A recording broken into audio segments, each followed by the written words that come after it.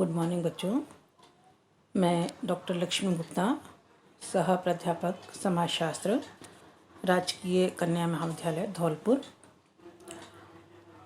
इससे पहले वाले वीडियो में हम लोगों ने पढ़ा था कि नातेदारी क्या होती है, नातेदारी का सामान्य अर्थ, अवधारणा, उसकी परिभाषा।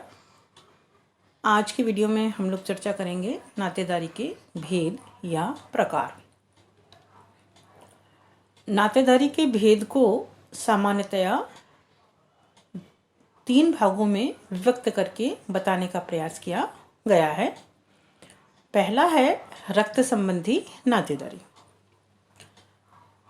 जैसे कल के वीडियो में भी आपसे हमने चर्चा की थी कि नातेदारी प्रमुख तौर पर 3 प्रकार से देखने को मिलती है।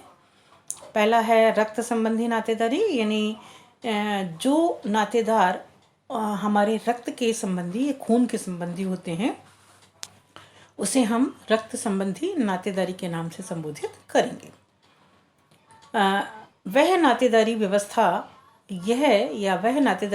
का यह प्रकार है जो रक्त संबंधों पर आधारित होता है। रक्त संबंधी नातेदारी समान रक्त के आधार पर निर्मित होती है। एक परिवार में माता पिता, उनके पुत्र पुत्रियां के समान रक्त प्रभावित होता है।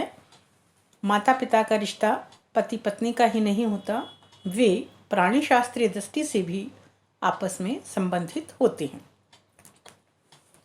उनसे जो संतान उत्पन्न होती है, उनके बच्चे रक्त से जुड़े होते हैं, जैसे भाई बहन, बहन बहन, पुत्र पुत्री, ये सब रक्त संबंधी नातेदारी माने गए हैं। रक्त संबंधी नातेदारी बहुत प्राचीन काल से ही प्रचलित है। कई जनजातियों में सामाजिक व्यवधान रुधिर से संबंधित नातेदारी को भी अमान्य करार देते हैं। वहाँ कुछ ऐसी सामाजिक परंपराएं, मान्यताएं होती हैं जिनकी संतुष्टि न मिलने पर रक्त संबंधों की नातेदारी नहीं बन सकते। अफ्रीका की कुछ जनजातियों में अगर लड़का पिता द्वारा पैदा ना हो तो भी पिता को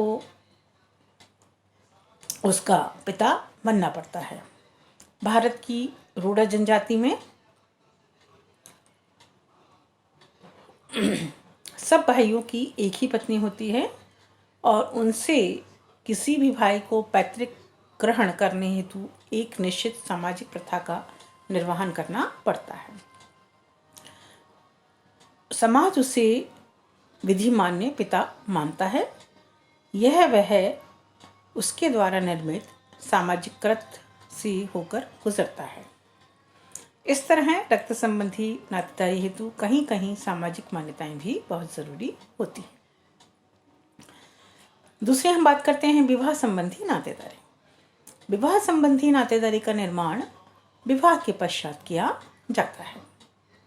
जैसे एक लड़की या एक लड़के का जब विवाह होता है तो लड़के पक्ष के जो सदस्य होते हैं, जिसमें हम कह सकते हैं ससुर हैं, सास हैं, देवर हैं, नंद हैं, जेठ हैं, नंदियों हैं, या हम कन्या पक्ष की बात करते हैं तो कन्या पक्ष में जैसे साली है, साला है, सास हैं, ससुर हैं, साड़ू हैं।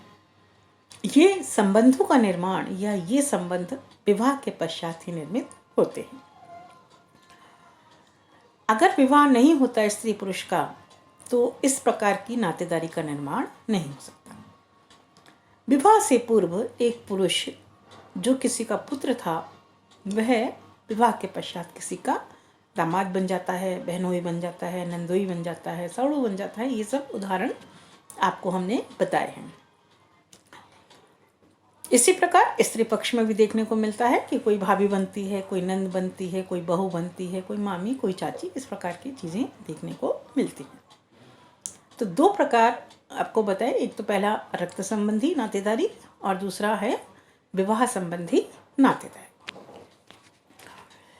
ये दोनों प्रकार की नातेदारी प्रमुख तौर पर हमारे भारतीय समाज में देखने को मिलती है।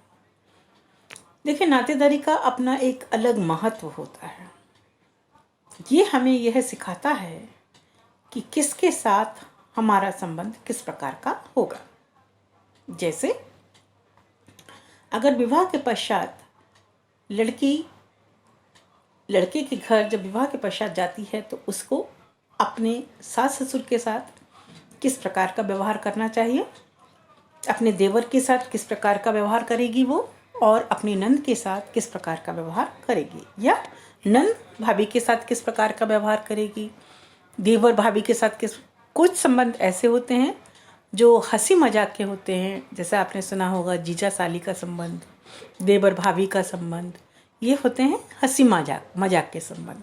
इसमें हमारा समाज इसमें थोड़ी फ्रीडम देता है। उसका भी बहुत सारे कारण होते हैं कि इस फ्रीडम के क्या कारण हैं, लेकिन ससुर बहू सास बहू का जो संबंध होता है वो थोड़ा रिस्पेक्ट का संबंध होता है, आदर का संबंध होता है। तो हमें इन चीज़ों का ध्यान अवश्य तौर पर रखना चाहिए।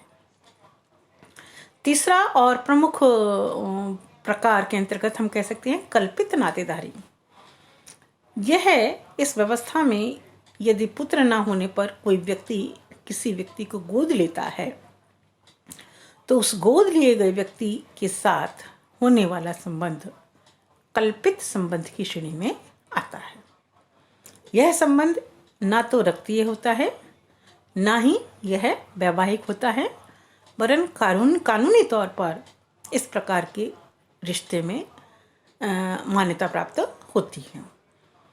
इस प्रकार का जो संबंध बनता है उस संबंध को भी हम यह कह सकते हैं कि वही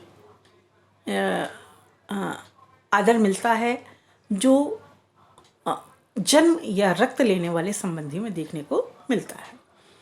तो ये 3 प्रकार की नातेदारी प्रमुख हैं। पहला है विवाह संबंधी नातेदारी, दूसरा है रक्त संबंधी नातेदारी, और तीसरा है कल्पित नातेदारी। थैंक यू बच्चों।